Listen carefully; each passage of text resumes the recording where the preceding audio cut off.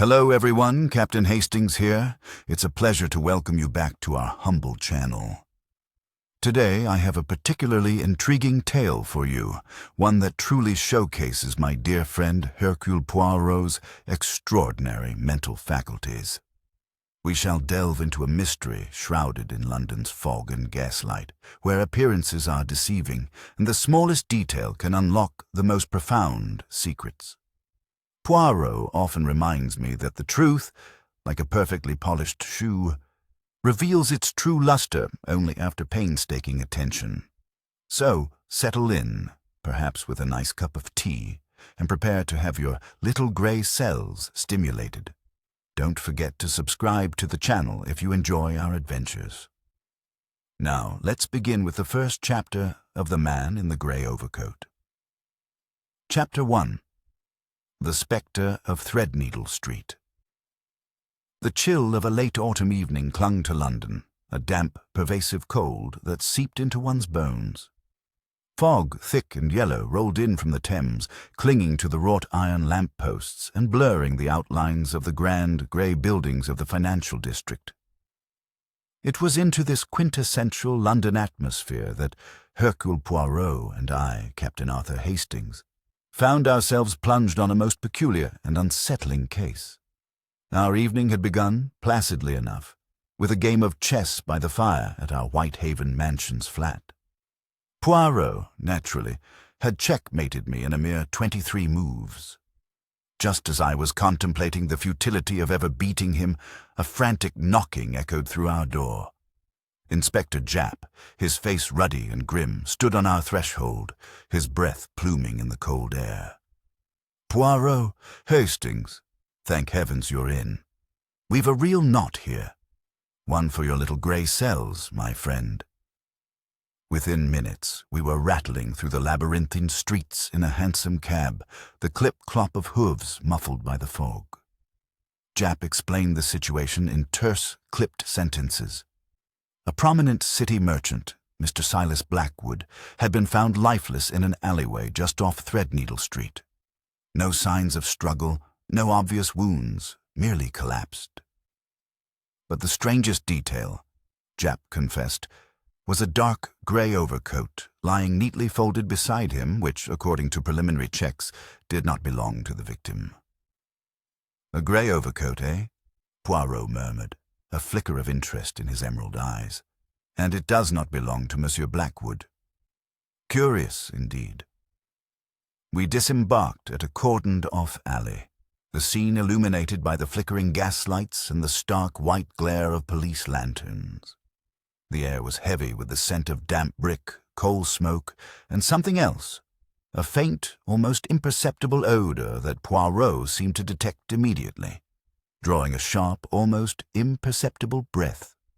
Mr. Blackwood lay sprawled, a man of perhaps 50, dressed in expensive, though now slightly dishevelled, business attire. His face, visible in the harsh light, was pale, his eyes wide and fixed, staring unseeingly at the murky sky. Around him, a team of constables and a police surgeon moved with grim efficiency. Poirot surveyed the scene with an almost ethereal calm, his head tilted slightly, his famous mustache bristling. He did not rush, did not touch. His gaze swept over the paving stones, the damp brick walls, the nearby refuse bins, and finally settled on the offending overcoat. It was a well-made garment, a heavy, dark grey wool with a velvet collar. It looked expensive, perhaps even bespoke. "And this coat, Japp?" Poirot asked, his voice low. Japp gestured to a sergeant who carefully lifted the garment with gloved hands. "No identification, sir. No letters, no tailor's tag, nothing. We've checked the victim's pockets. His wallet, watch and money are all accounted for. No sign of robbery. The preliminary medical assessment suggests a sudden heart seizure, but the doctor is cautious. There's something off." Poirot's eyes narrowed as he observed the coat. He gestured for the sergeant to hold it up. He circled it slowly, his gaze scrutinizing every seam, every button, every fold. "The pockets, mon ami. Are they empty?" The sergeant confirmed they were. Poirot then pointed to a faint, almost invisible mark near the left cuff. "And this, Monsieur le Sergeant? A splash, perhaps? A residue?" The sergeant leaned closer. "Looks like a bit of dried mud, sir. Or clay." Poirot hummed, a soft, thoughtful sound. "Clay, you say? Interesting. This alley, it is paved entirely with stone, no earth nearby." He paused, then continued. "And the man, Monsieur Blackwood. What was his reputation?" Japp frowned. "Respectable, by all accounts. A solid merchant, involved in overseas trade. Lived in a large house in Bloomsbury. A widower. No children." Poirot nodded slowly, his eyes still fixed on the grey overcoat. "So, Monsieur Blackwood, a man of order and routine, found in a lonely alley with a stranger's coat bearing a trace of clay. A sudden collapse with no apparent cause, and no witnesses in this usually bustling street, thanks to the fog." He turned to me, a faint, almost imperceptible smile playing on his lips. "Ah, Hastings, it begins, does it not? The stage is set for a most intriguing little drama. That overcoat, my friend, it is a statement, and it tells us, already, that all is not as it seems." I shivered, but not from the cold. Poirot's certainty always had that effect on me. The mystery of the grey overcoat had just begun. Chapter 2. The Tailor's Discreet Stitch. The morning after our grim visit to Threadneedle Street dawned with a fragile clarity, the fog having lifted to reveal a watery sun attempting to break through the cloud cover. Poirot, ever the early riser, was already perusing the morning papers, a look of focused intensity on his face. He had, as usual, risen before me, leaving me to the remnants of his carefully prepared breakfast of boiled eggs. "So, Poirot," I ventured, pouring myself a fresh cup of coffee. "Any new developments on Mr. Blackwood, or more importantly, on that mysterious grey overcoat?" Poirot neatly folded the newspaper. "Ah, Hastings. Patience. The papers speak of a sudden and tragic demise of a respected citizen. They hint at nothing more. But the coat holds possibilities. That trace of clay, combined with its evident quality, suggests a particular line of inquiry. Our first destination, by Poirot's deduction, was not Scotland Yard, but rather a renowned tailoring establishment on Savile Row, Hobbs & Sons, Bespoke Outfitters. Poirot had a theory, one he shared with me over a brisk walk through the still damp streets. A coat of such specific cut and quality, Hastings, is rarely purchased from a common haberdasher. It speaks of a clientele that values precision and personal fit. Such a tailor often keeps meticulous records. The establishment was a sanctuary of quiet elegance, far removed from the bustling energy of Regent Street. The air inside was redolent with the scent of fine wool and beeswax polish. A tall, impeccably dressed gentleman with a measuring tape draped around his neck like a sartorial garland greeted us. This was Mr. Elias Hobbs, the proprietor, a man whose discerning eye could likely size up a stranger's character as easily as their chest measurement. Poirot, with his customary politeness, presented his card and explained our purpose, carefully omitting the grim details of Mr. Blackwood's death, focusing instead on the distinctive grey overcoat. He described its material, its velvet collar, and the specific cut he had observed. Mr. Hobbs listened with an almost priestly solemnity, his gaze occasionally drifting to Poirot's own perfectly tailored suit. A heavy grey wool, you say? Velvet collar, and a particular drape, perhaps? He stroked his chin thoughtfully. We do indeed create such garments. Our clients often appreciate the classic line, yet with a subtle contemporary elegance. Poirot's eyes gleamed. Precisely, monsieur, and that trace of clay. Does that suggest anything to you? Mr. Hobbs pondered this, then a faint smile touched his lips. Clay, you say? Ah, yes. We have one such client, a man of peculiar habits, if I may say so. He insists on a certain quality of cloth, very specific, and he frequently brings in his garments for cleaning with a fine reddish dust which he always attributes to his outdoor pursuits. We suspect it's from his work in the natural history collections." "Natural history?" I interjected, intrigued. "Indeed, Captain," Mr. Hobbs confirmed. "Dr. Alistair Croft, a brilliant paleontologist, I believe, very particular about his clothing, yet surprisingly absent-minded in its care. He commissioned a bespoke grey overcoat, identical to your description, a little over 6 months ago. We keep precise ledgers, of course." He turned and retrieved a large, leather-bound book from a shelf, running a gloved finger down a page. "Here we are. Dr. Alistair Croft, F.R.S., Fellow of the Royal Society. Address given as Upper Wimpole Street. And yes, a grey overcoat, model the Kensington, velvet trim." Poirot accepted the information with a nod of satisfaction. "Excellent, monsieur. Your precision is admirable. One final question. Has Dr. Croft been in recently, or requested any cleaning for this particular garment?" "Not for this coat, no," Mr. Hobbs replied. "He usually drops off a selection every few weeks.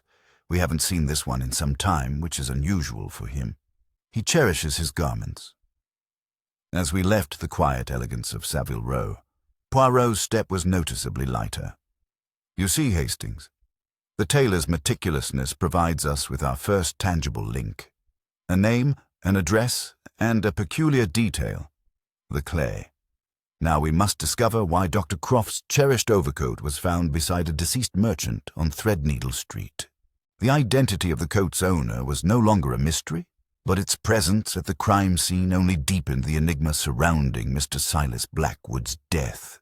The plot, as Poirot would say, thickened with every step. Chapter 3. The Paleontologist's Peculiar Pursuits. Our next stop was Upper Wimpole Street, a tree-lined thoroughfare of imposing Georgian townhouses. The address provided by Mr. Hobbs led us to a residence that, though grand, exhibited a distinct air of neglect. The once white stucco was peeling, and the brass knocker on the heavy oak door was tarnished. This was a stark contrast to the immaculate Savile Row establishment we had just left. We were admitted by a stooped elderly housekeeper with a perpetually worried expression who looked as if she were made of dry parchment. She informed us, with a nervous flutter of her hands, that Dr. Croft was indeed at home, but was deep in his studies and did not appreciate interruptions. Poirot, however, had a way of charming even the most reticent individuals. A few courteous words and a flash of his detective's credentials, and we were ushered into a cavernous study. The room was a testament to organized chaos, a veritable museum of the prehistoric world. Bookshelves groaned under the weight of ancient tomes, scientific journals, and stacks of geological maps. Tables were strewn with fossil specimens, ammonites, trilobites, and fragments of what looked like dinosaur bones. The air was thick with the earthy scent of dust, old paper, and something faintly mineral. Sunlight, filtered through grimy windows, illuminated motes of dust dancing in the air. At a large, heavy oak desk, hunched over a microscope, sat Dr. Alistair Croft. He was a man of perhaps 60, with a shock of unruly grey hair, wire-rimmed spectacles perched on his nose, and hands stained with earth and what looked like plaster. He wore a rumpled tweed jacket that had clearly seen better days. He looked up, startled, as we entered, his eyes, magnified by his spectacles, wide with surprise. "Inspector, or rather, Monsieur Poirot, I presume," he said, his voice a reedy baritone. "And Captain Hastings, to what do I owe this unexpected visit?" He gestured vaguely at a pair of precarious-looking chairs piled high with books. Poirot, ever particular about his seating, carefully cleared one. "Dr. Croft, we are investigating a matter of some delicacy, and your assistance would be greatly appreciated." He then proceeded to describe Mr. Silas Blackwood and the circumstances of his demise, finally presenting the core of our visit, the grey overcoat. Dr. Croft listened, his brow furrowed in concentration. When Poirot mentioned the overcoat, his expression shifted to one of genuine bewilderment. "My grey overcoat, the one from Hobbs & Sons. But that's impossible. It's been missing. I hadn't even realized until now, frankly. I'm terribly absent-minded with such things. I must have misplaced it, or perhaps it went to the cleaners and never returned." "Dr. Croft," Poirot said, his voice gentle but firm. "The coat was found neatly folded beside Mr. Blackwood's body. It was bearing traces of a reddish clay, which, we are informed, is a frequent companion to your outdoor pursuits." A flicker of something, recognition perhaps, or a dawning realization, crossed Dr. Croft's face. He removed his spectacles, rubbing the bridge of his nose. "Clay, you say? Reddish? Yes, that would be from my work. I spend a great deal of time at the British Museum in the geological collections. We've been excavating a new set of Jurassic specimens, and the clay from those sites is quite distinctive. I suppose it must be mine, then." He looked genuinely perplexed. "But how did it come to be with Mr. Blackwood?" "I don't know the man. Never met him. My life is quite solitary, devoted to the ancient past, not the bustling present." "You are certain, Dr. Croft, you have no acquaintance with Mr. Silas Blackwood, a city merchant?" Poirot pressed. "Absolutely not. My acquaintances are largely confined to the academic sphere. My social calendar consists primarily of lectures and very dusty research papers." He sighed. "I'm afraid I can offer no insight into this unfortunate gentleman's demise, nor the mysterious journey of my overcoat. I assure you, Monsieur Poirot, I'm as baffled as you." Poirot observed the doctor closely, noting the genuine confusion in his eyes, the slight tremor in his hands. He seemed entirely devoid of guile. "When did you last wear this overcoat, Dr. Croft?" Dr. Croft frowned in thought. It must have been perhaps 2 weeks ago. I wore it to the British Museum, yes. I remember leaving it on a peg in the staff cloakroom. It's possible I picked up someone else's coat by mistake, or someone took mine. These things happen in such busy institutions." As we left Dr. Croft's dusty sanctuary, Poirot was uncharacteristically quiet. A man of science, Hastings, utterly consumed by his work, innocent as a lamb. He genuinely did not know the coat was missing, nor did he know Monsieur Blackwood. He paused, looking back at the imposing, if slightly dilapidated, townhouse. So the coat was stolen, or perhaps borrowed, from the British Museum. This changes everything, does it not? The identity of the coat's owner is irrelevant. It is the bearer of the coat we seek. Someone impersonating Dr. Croft, perhaps, or simply using his garment as a disguise. Our man in the grey overcoat remains an enigma.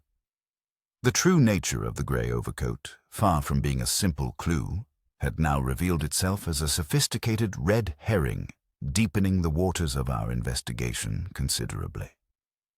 Chapter 4. Whispers in the Athenaeum. The revelations at Dr. Croft's study had redirected Poirot's thoughts, away from the owner of the overcoat and towards its illicit temporary keeper. His little grey cells were clearly working overtime as we made our way to a new setting, one far removed from the dusty realm of paleontology, the venerable Athenaeum Club on Pall Mall. If Monsieur Blackwood was a respectable city merchant, Poirot explained as we approached the imposing portico, then he would undoubtedly have social connections, perhaps even membership in one of the city's more exclusive establishments. Such places are rich with gossip, Hastings, even if delivered with hushed reverence. We were not members, of course, but Poirot's reputation, once again, preceded him. A brief call to Inspector Japp ensured our entry, though the club's liveried doorman regarded us with an air of mild disapproval. The interior was a hushed realm of polished mahogany, leather-bound books, and old masters. Gentlemen in various stages of comfortable repose occupied deep armchairs, perusing newspapers or engaged in low-voiced conversations. The scent of aged whiskey and fine tobacco mingled pleasantly in the air. Jap met us in a quiet corner of the club's magnificent library, a vast room with towering shelves reaching to the ornate ceiling. "Poirot, Hastings. Glad you could make it. I've been making inquiries. Blackwood was indeed a member here. Came almost daily for lunch and a quiet read. Very much a creature of habit." "And his associates, Jap?" Poirot inquired, his eyes scanning the various figures in the room with an almost imperceptible scrutiny. Who did he generally converse with? Did he have rivals? Enemies, perhaps? Jap sighed, scratching his chin. Well, that's the rub, isn't it? He was generally well-liked, respectable, but a man in his position, in overseas trade, is bound to make enemies. There's a rumor he had a bitter falling out with a business partner some years back, a Mr. Edwin Thorne. Thorne ended up losing a considerable sum and vanished from the city for a while, only recently returning. Mr. Edwin Thorne, Poirot mused, the name lingering on his tongue. And is he also a member here? Used to be, Jap confirmed. Resigned after his unfortunate setback. But I've heard he's been seen about town again, trying to rebuild his fortune. He's a sharp fellow, ambitious, but with a definite streak of resentment if the whispers are to be believed. Just then, a portly gentleman with a meticulously groomed white beard and a booming, though now subdued, laugh approached our table. This was Sir Reginald Pritchard, a retired shipping magnate and a known acquaintance of Mr. Blackwood. Jap introduced us. "Terrible business, Blackwood, terrible," Sir Reginald declared, shaking his head. "Good man, Silas. Though he did have a knack for rubbing people the wrong way when it came to business. Straight as an arrow, but sometimes a bit unyielding." "And Mr. Edwin Thorne?" Poirot asked casually. "Did you know him, Sir Reginald?" Sir Reginald's jovial demeanor stiffened slightly. "Thorne? Ah, yes. A brilliant mind, but a viper, I always said. Silas and he had a joint venture, a rather lucrative one in the spice trade. Thorne wanted to cut corners, take some risks Silas wouldn't countenance. There was a nasty disagreement. Thorne lost his shirt, as the saying goes. Went abroad, I hear. Africa, perhaps. Came back a few months ago, looking rather emaciated, but still with that glint in his eye." "Did they ever reconcile?" I asked. Sir Reginald snorted. "Reconcile? Not Silas. Once he made up his mind about a man, that was that. Thorne tried, I heard, to approach Silas recently about some new venture, but Silas wouldn't give him the time of day." Poirot absorbed all this, his eyes, I noticed, straying to a faint smudge on Sir Reginald's impeccably white cuff, a barely visible smear of reddish-brown. He said nothing, merely nodded thoughtfully. As we prepared to leave, Jap paused. "One more thing, Poirot. The pathologist found traces of a very potent, fast-acting toxin in Blackwood's system. Almost impossible to detect without a full autopsy. No wonder it looked like a heart attack."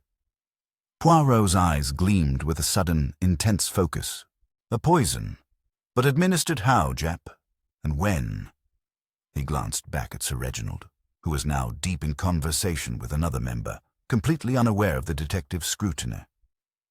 The man in the grey overcoat. Now it seems he is also a purveyor of deadly compounds, and Monsieur Thorne, a returned prodigal with a grudge, becomes a much more interesting figure, does he not? The serene atmosphere of the Athenaeum had concealed a sinister undercurrent. The image of the respectable merchant was now tinged with the darker hues of old betrayals and a meticulously planned murder.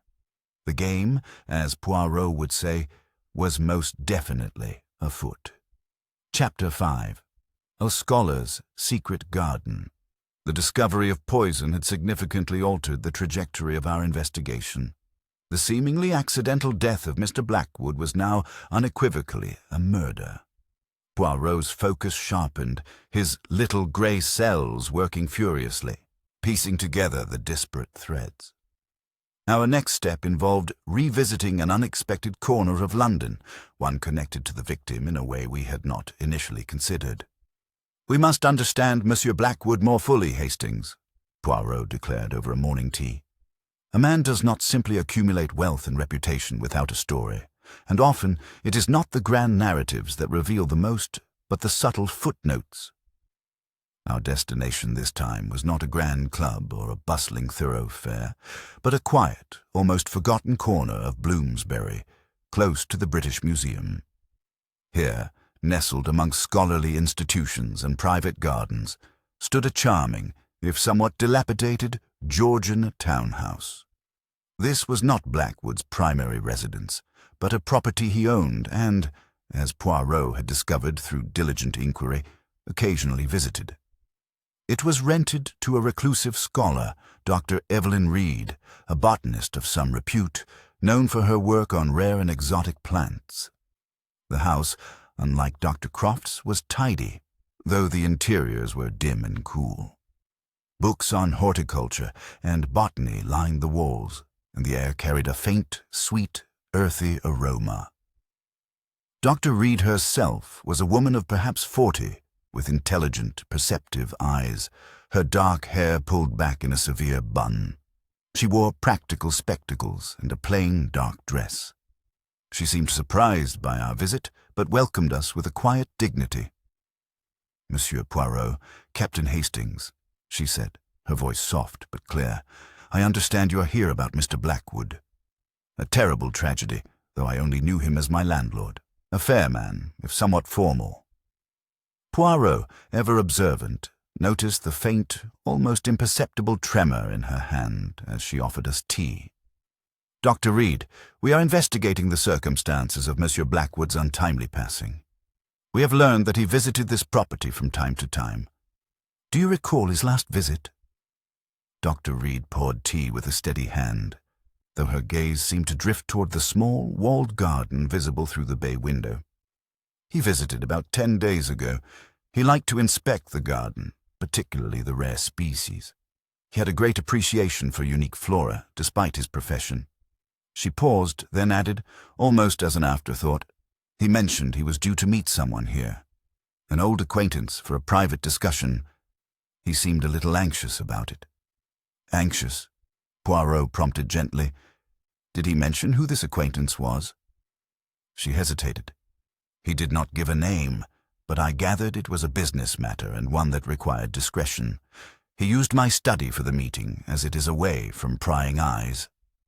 Poirot's eyes flickered towards a small, locked mahogany cabinet in the corner of the room, one that seemed out of place among the botanical curiosities.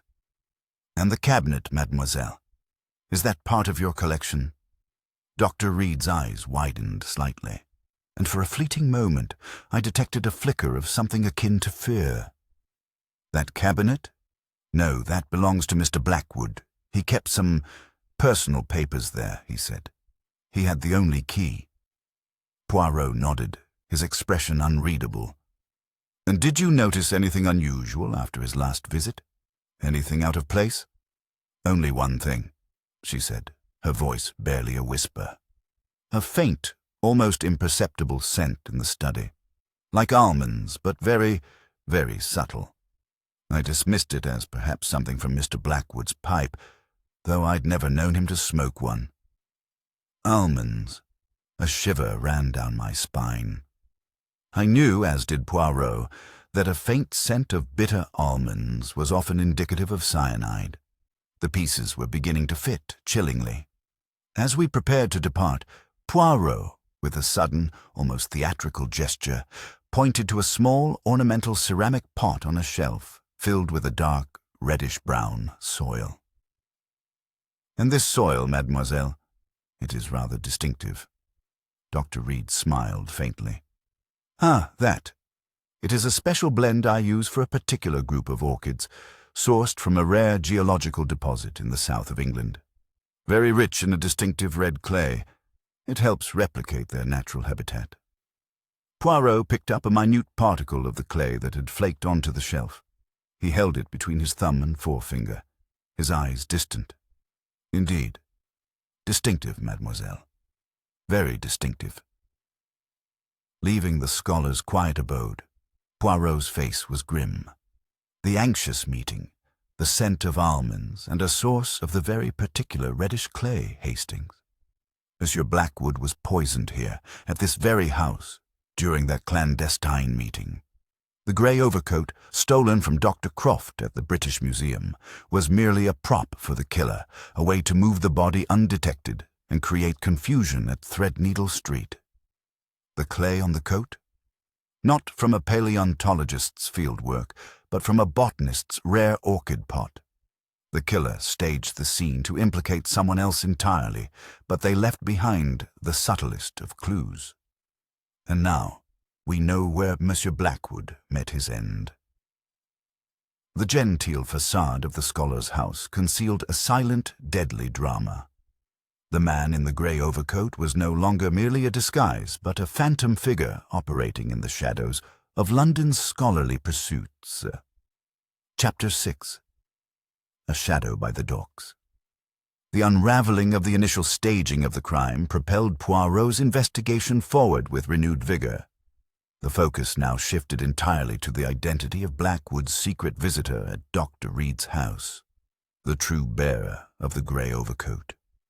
Poirot theorized that this individual was not merely a murderer, but a meticulous planner, weaving a web of misdirection. The clay, Hastings, Poirot mused as we navigated the grimy, cobbled streets of Wapping.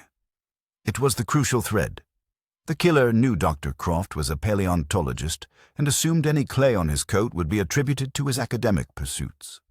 A clever deception, but flawed. The particular shade, the texture, was wrong. It was from a botanical source, not a geological one.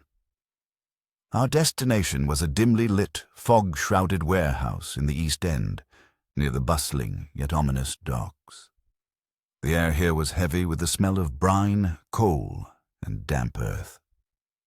This particular warehouse, number 17 on Fishmonger's Alley, was owned by a subsidiary of Mr. Blackwood's trading company and was known to be used for storing exotic goods from his overseas ventures. Poirot had learned that Edwin Thorne, Blackwood's estranged business partner, had been seen lurking near the docks recently, trying to establish new contacts. The warehouse itself was a cavernous, echoing space filled with stacks of crates and bales, their contents a mystery in the gloom. The only light came from a few high windows, offering paltry illumination and the beam of Inspector Japp's lantern as he led us through the maze of goods. A solitary night watchman, a burly man named O'Malley with a thick Irish accent, greeted us with suspicion. "And what brings the coppers down to me, Patch?" O'Malley grumbled, his breath pluming in the cold air. "Nothing but honest toil here, Governor." Japp, however, had authority that brooked no argument. "We're here on official business, Mr. O'Malley. We believe Mr. Blackwood might have used this place for certain sensitive transactions. Have you seen anyone unusual here lately? Anyone not directly employed by the company?" O'Malley thought for a moment, scratching his grizzled chin. "Aye, there was a fella. Tall, gaunt-like, always dressed in a rather fine grey overcoat, if I remember rightly. Kept to himself, never spoke much. Came and went a few times in the last month or so. Asked a lot of questions about the shipments, what was coming in, what was going out. Said he was researching for Mr. Blackwood, some new investment. I took him for a new clerk or something. He had a look about him, sharp eyes, you know." Poirot's eyes gleamed. "And this man with the grey overcoat, Mr. O'Malley, can you describe him further?" "He had a bit of a limp, now that I think on it," O'Malley said, squinting into the darkness. "Always walked with a cane, too. A silver-topped one, and he had a particular way of looking at you like he was weighing you up. Gave me the creeps, if I'm honest.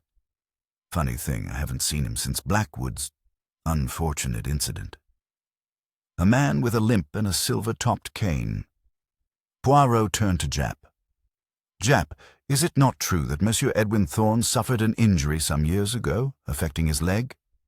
Japp snapped his fingers. "By Jove, you're right. A riding accident, I recall.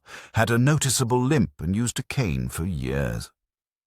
Poirot's gaze drifted to a narrow, rickety staircase leading to a small private office above the main warehouse floor. And that office, Mr. O'Malley? Was it ever used by Mr. Blackwood for private meetings? Aye, he did sometimes, O'Malley confirmed. Said it was quiet, away from prying eyes. Used to keep some valuable documents up there too, I reckon. As we ascended the creaking stairs, a faint, almost imperceptible scent wafted down. Not almonds this time, but something metallic, acrid. The small office was sparsely furnished, dusty and cold. A single, grimy window overlooked the dark waters of the Thames. Poirot's eyes immediately fell upon a small, intricate metal box, slightly ajar, sitting on a sturdy wooden desk. "This box, Hastings?" Poirot murmured, his voice low. "It seems disturbed." He carefully opened it further. Inside, nestled amongst some old faded receipts, lay a small, beautifully crafted silver locket. It was open, revealing 2 miniature photographs, one of a younger Silas Blackwood, and the other, a strikingly beautiful woman, presumably his deceased wife. But there was something else in the box, a faint dusting of a greenish-grey powder around the edges. "Arsenic," Poirot whispered, almost to himself. "A slow, insidious poison, but in concentrated form, used as an accelerant. It often leaves a metallic residue, and a locket, a highly personal item. The killer must have been searching for something specific, something tied to M. Sir Blackwood's past, and they left this behind, a fingerprint of their motive, perhaps." The man in the grey overcoat, now strongly associated with Edwin Thorne, was not merely a thief of garments and a purveyor of poison. He was a man driven by a deeper, more personal vendetta, and the docks had revealed a crucial piece of his dark history. Chapter 7. The Final Revelation. The pieces of the puzzle, so meticulously collected and analyzed by Hercule Poirot, had finally clicked into place. The final act of this intricate drama was set, fittingly, in the comforting familiarity of Poirot's own salon at Whitehaven Mansions. The fire crackled cheerfully, banishing the London damp, and the room, with its precise angles and ordered elegance, seemed to reflect the clarity Poirot sought to bring to the darkest mysteries. Inspector Japp was present, his face a mixture of anticipation and bewilderment. Dr. Evelyn Reed, the reclusive botanist, sat primly, clutching her hands, her eyes wide with apprehension. And finally, Edwin Thorne, looking gaunt and defiant, with his silver-topped cane leaning against his chair, sat opposite Poirot. "Mes amis," Poirot began, his voice calm, addressing the assembled company, "we have gathered here tonight to unravel the unfortunate demise of Mr. Silas Blackwood, a case complicated by a most ingenious, yet ultimately flawed series of deceptions." He recounted the story, beginning with the body discovered on Threadneedle Street, the mysterious grey overcoat, and the initial erroneous assumption that it belonged to Dr. Alistair Croft. He then explained how the distinctive reddish clay on the coat, initially thought to be from paleontology, was in fact from Dr. Reed's unique orchid blend. "It was at your house, Mademoiselle Reed," Poirot stated, turning to her, "that Mr. Blackwood met his true end. He was poisoned there during a clandestine meeting. The scent of bitter almonds, which you perceived, confirms this." Dr. Reed gasped, her hand flying to her mouth. Poirot then turned his attention to Edwin Thorne. "And it was you, Monsieur Thorne, who wore Dr. Croft's stolen overcoat. You wore it not merely for disguise, but to deflect suspicion towards a scholar known for his outdoor pursuits, should any telltale earth be found. You then transported Mr. Blackwood's body to Threadneedle Street, abandoning it with the coat, staging it to look like a sudden collapse." Thorne sneered, a flicker of cold amusement in his eyes. "Preposterous. I knew Blackwood. We were partners. I merely sought to reconcile, to propose a new venture." "Reconcile, Monsieur Thorne?" Poirot's voice was sharper now. "Or to exact revenge?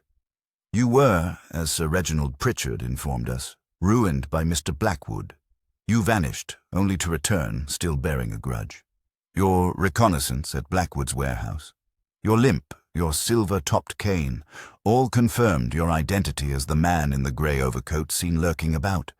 You had a motive, monsieur, and a history of resentment. Poirot then leaned forward, his eyes fixed on Thorne. But the poisoning at Dr. Reed's house was not the first attempt, was it? You tried to poison Mr. Blackwood before, using a slower method. At the warehouse, Hastings and I discovered a small metal box, disturbed. Inside, we found a silver locket belonging to Mr. Blackwood's late wife and a residue of arsenic. This locket contained not only a photograph of his wife, but a hidden compartment with a miniature will, bequeathing a significant portion of his wealth to a distant relative and nothing to his partners, should he die unexpectedly. Japp gasped. A will? In a locket? Precisely. Poirot affirmed Mr. Blackwood, a meticulous man, had foreseen the possibility of foul play from disgruntled partners, particularly you, Monsieur Thorne, given your past. He intended to reveal this secret will to you at that private meeting at Dr. Reed's house, perhaps to dissuade you from further schemes.